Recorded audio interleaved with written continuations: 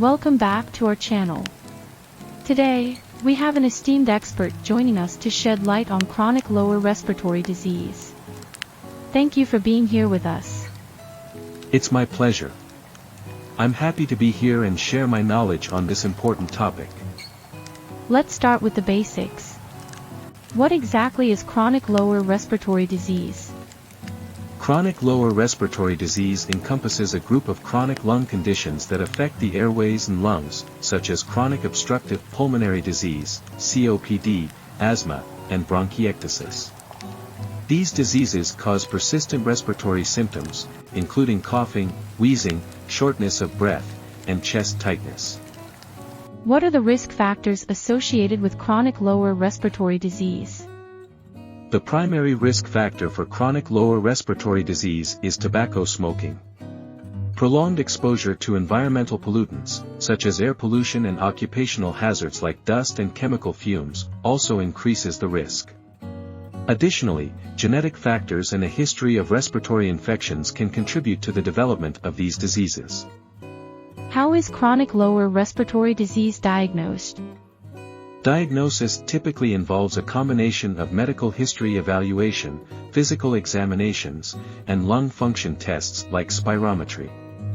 Imaging techniques such as chest X-rays or computed tomography, CT, scans can provide additional information about the lung structure and any signs of inflammation.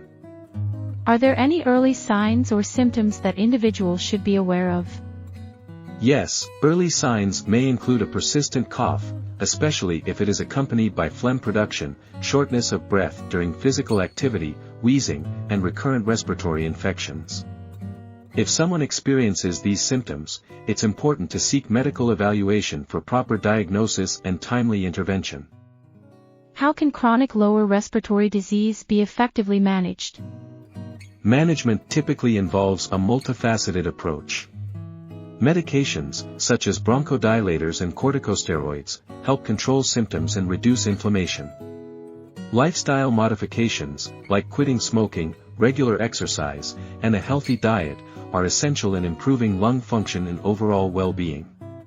Supportive therapies like pulmonary rehabilitation programs can provide education, breathing techniques, and exercise training.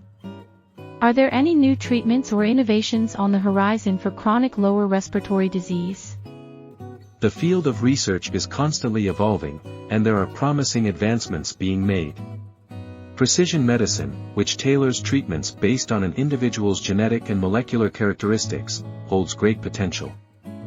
Regenerative medicine, using stem cells and tissue engineering, is being explored for repairing damaged lung tissue. Technological advancements, such as wearable devices and remote monitoring systems, are also enhancing disease management. Can chronic lower respiratory disease be prevented? While it's not always possible to prevent these diseases entirely, there are measures individuals can take to reduce the risk. Quitting smoking or avoiding exposure to secondhand smoke is crucial. Minimizing exposure to environmental pollutants, maintaining a healthy lifestyle, and practicing good respiratory hygiene can also help reduce the likelihood of developing chronic lower respiratory disease. How important is early detection in improving outcomes for individuals with chronic lower respiratory disease? Early detection is key. It allows for timely intervention, implementation of appropriate treatment plans, and lifestyle modifications. By identifying the condition in its early stages, individuals have a better chance of slowing down disease progression, managing symptoms effectively, and improving their overall prognosis. Are there any specific challenges or disparities in chronic lower respiratory disease care that need to be addressed? Yes, there are disparities in healthcare access and outcomes for individuals with chronic lower respiratory disease. Socioeconomic factors, racial and ethnic disparities, and geographic location can influence access to quality care. Addressing these disparities requires concerted efforts to improve healthcare access, particularly in underserved communities. This can involve initiatives to increase the availability of healthcare facilities, promote health insurance coverage, and provide educational programs to raise awareness about the disease and its management. How can healthcare providers better support individuals living with chronic lower respiratory disease? Healthcare providers play a crucial role in supporting individuals with chronic lower respiratory disease. They should prioritize patient education, providing information on self-management techniques, medication adherence, and lifestyle modifications. Regular follow-up appointments and open communication channels are essential for monitoring disease progression and addressing any concerns or changes in symptoms. What role can individuals themselves play in managing chronic lower respiratory disease? Individuals have a significant role in managing their condition. Adhering to prescribed medications, implementing lifestyle modifications, and staying vigilant about symptom changes are essential. They should also prioritize self-care, such as quitting smoking, engaging in regular physical activity, and maintaining a healthy diet. Being proactive in seeking support from healthcare professionals and engaging in support networks can provide valuable guidance and emotional support. Are there any resources or support networks available for individuals with chronic lower respiratory disease? Absolutely. There are various resources and support networks available to individuals with chronic lower respiratory disease. Local hospitals, healthcare organizations, and community centers often offer educational programs, support groups, and counseling services.